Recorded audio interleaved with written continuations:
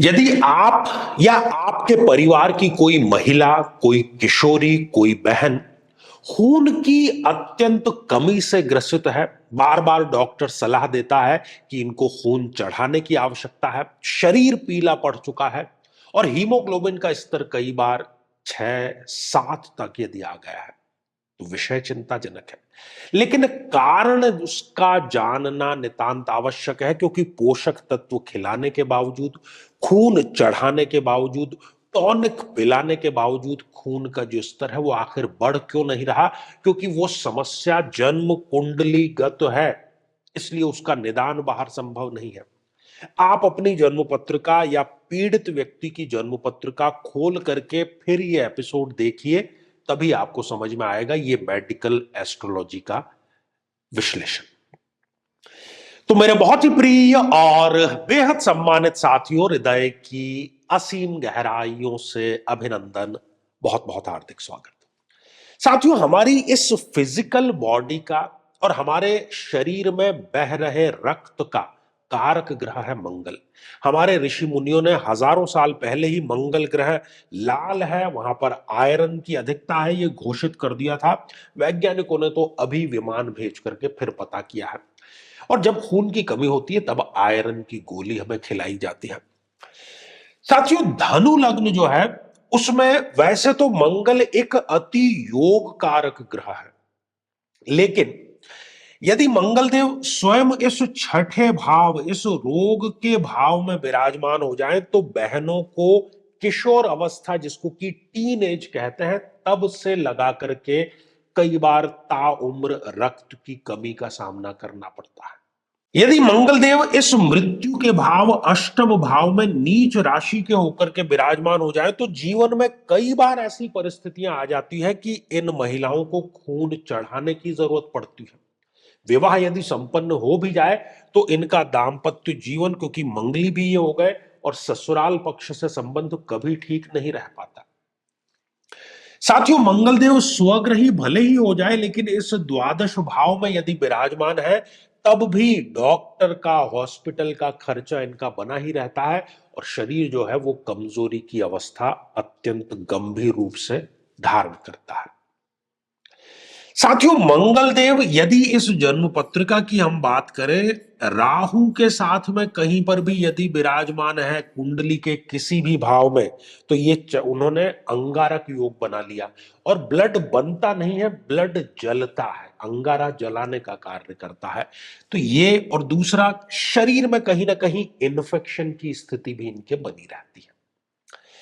साथियों, इस जन्म पत्रिका में यदि कहीं पर भी मंगल और केतु की युति है, मंगल और केतु एक साथ में यदि विराजमान है, तो ये न केवल खून की कमी देता है बल्कि इनको सेपरेटिव टेंडेंसी दे देता है।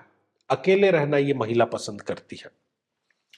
यदि मंगल इस जन्म पत्रिका में शनि के साथ में विराजमान है तो शरीर में जो भी रोग हो जाएगा वो लंबा चलेगा, आसानी से ठीक नहीं होगा, क्योंकि शनि का कार्य है किसी भी चीज को लंबा खींचना।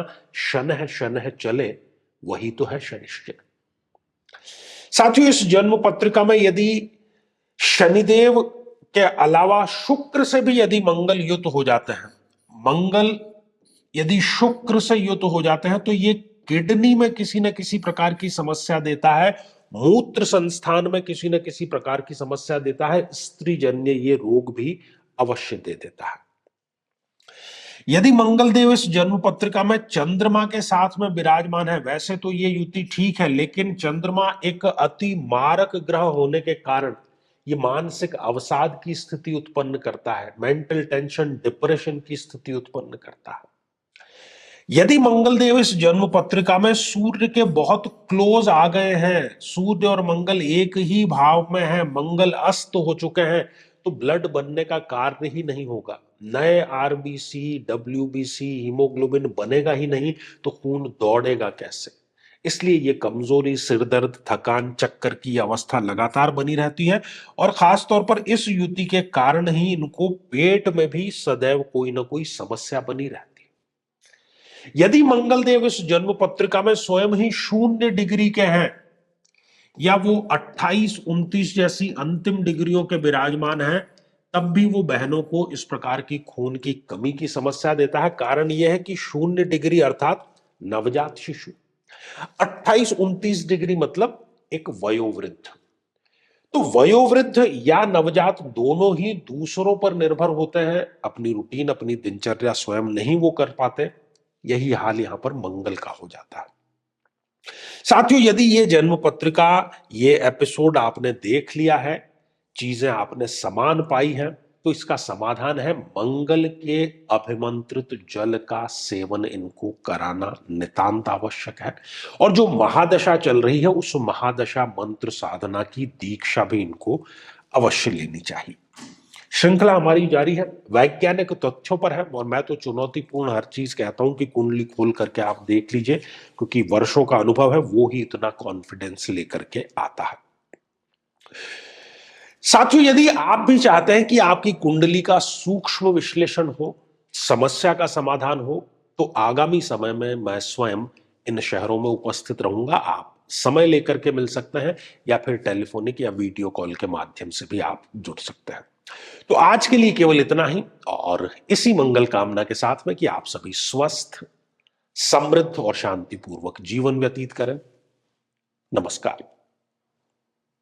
साथियों, कई वर्षों के जन्म पत्र का अध्ययन और लाखों कुंडलियों के अध्ययन के बाद हम ये कह सकते हैं कि यदि किसी की जन्म पत्रिका में मंगल पीड़ित है, तो उसको इस ग्रह की महादशा में इन 9 लक्षणों का, इन 9 कष्टों का, पीड़ाओं का अवश्य सामना करना पड़ता है।